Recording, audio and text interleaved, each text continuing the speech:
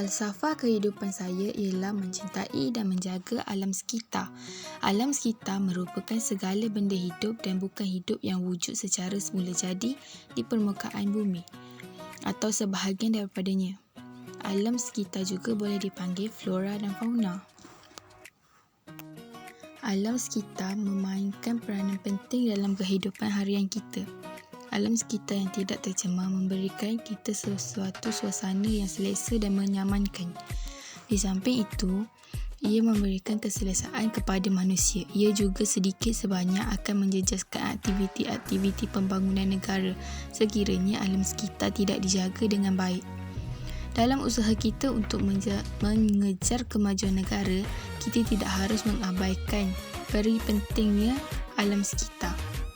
Di alam kehidupan, di antara kepentingan-pentingannya ialah kesihatan manusia akan terjamin.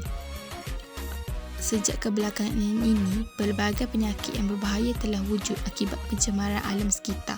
Kesan daripada pencemaran itu, manusia akan menghidap pelbagai penyakit, khususnya respirasi akibat menghidup udara yang tercemar. Manusia memerlukan udara yang bersih untuk terus hidup. Jika udara yang dihidup tercemar, sistem pernafasan akan menyerap pelbagai bahan pencemaran ke dalam paru-paru.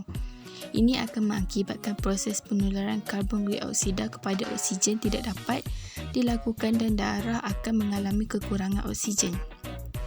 Hal ini seterusnya menyebabkan fungsi paru-paru terjejas dan sistem pengaliran darah mengalami masalah dan mengakibatkan pelbagai penyakit. Oleh itu, alam sekitar haruslah dijaga dengan baik agar kesihatan manusia terjamin. Selain itu, kepentingan menjaga alam sekitar ialah dapat menarik pelancong asing. Keindahan alam sekitar dapat membantu negara mengembangkan industri pelancongan. Hal ini kerana keindahan alam sekitar boleh menarik perhatian pelancong dari dalam dan luar negara. Ini seterusnya dapat menjadikan negara sebagai destinasi baru bagi sektor pelancongan di peringkat global.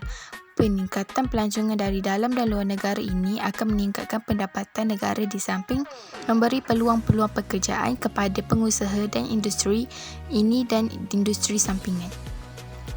Di negara maju, terdapat banyak tempat yang menjadikan keindahan alam sekitar sebagai produk pelancongan.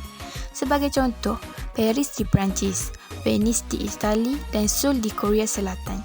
Oleh itu, kita harus menjaga alam sekitar dengan baik di samping peranan kerajaan untuk mempromosikan negara di dunia agar keindahan alam sekitar di negara kita dapat memberi pulangan kepada negara.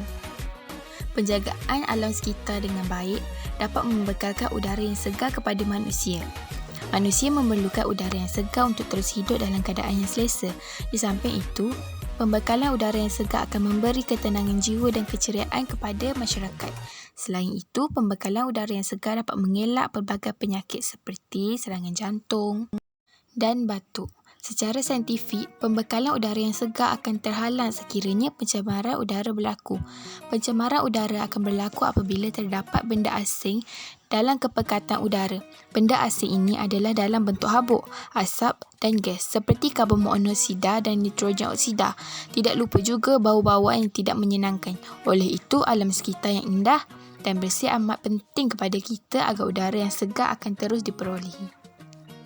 Oleh itu, kita sebagai manusia yang perlu memikul tanggungjawab dalam menjaga dan mencintai alam sekitar.